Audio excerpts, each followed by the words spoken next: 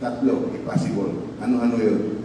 Drinking in public place, urinating in public, at saka yung mga taong walang damit na nandyan sa kalsada.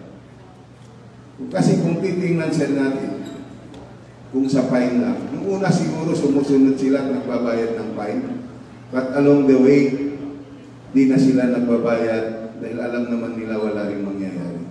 Pero kung bibigyan natin to ng imprisonment penalty, in which case, lahat sir ng places dito na may problema sa mga nabanggit na data kanina ay mawawala at magiging zero sir yun. Dahil una pa lang, masimulan na kagad at papigilan natin yung isang krimen na mangyari. Example lang, mayroong isang krimen dito, estudyante naglalakad pauwi. Siyempre along the way, mayroong umiinom sa kalsada, makurso na dahan.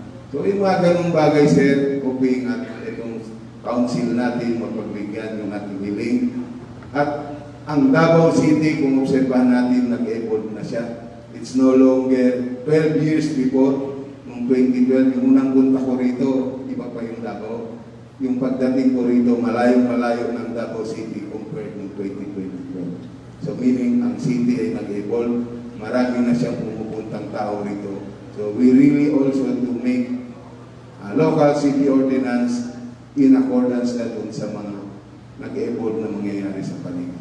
Because without that imprisonment penalty, guys, gagawin ng kapulisan yung dapat niyang gawin.